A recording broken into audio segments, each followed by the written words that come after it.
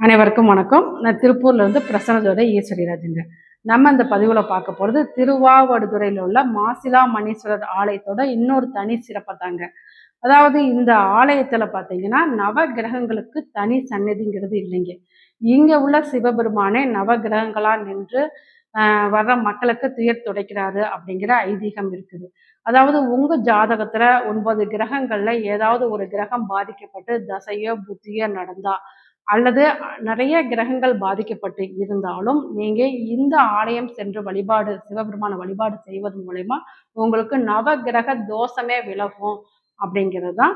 அதே போல சனி திசை நடக்கிறவங்க 7 சனி மற்றும் அஷ்டம சனி, கண்டக சனி, அர்த்தாஷ்டம சனி இந்த மாதிரி சனி பகவானால் பாதிப்பு ஏற்பட்டவங்க, தீராத நோய் உள்ளவங்க, கொடிய நோயில அவதி உள்ளவங்க அனைவருமே இந்த ஆலயம் சென்று வழிபாடு செய்கிறப்ப கண்டிப்பா உங்களுடைய அனைத்து விதமான நோய்களுக்கும் ஒரு தீர்வு கிடைக்கும் அப்படிங்கிறது தான்.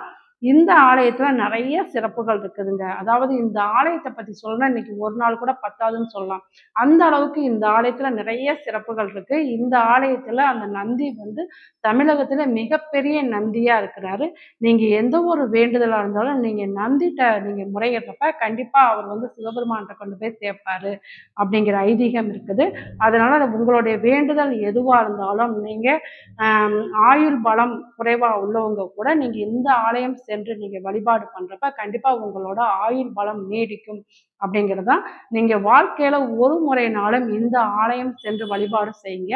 அதே போல உங்களுக்கு தெரிந்தோ தெரியாமலோ கால்நடைகளுக்கு ஒரு துன்புறுத்திருக்கீங்க, ஒரு பசுக்களை நீங்க வதம் செஞ்சிருக்கீங்க அப்படின்னா இந்த ஆலயம் சென்று நீங்க வழிபாடு பண்றப்ப உங்களுக்கு அந்த பசுக்களால் ஏற்பட்ட தோஷங்கள் விலகும் அப்படிங்கிற ஐதீகமும் இருக்கு.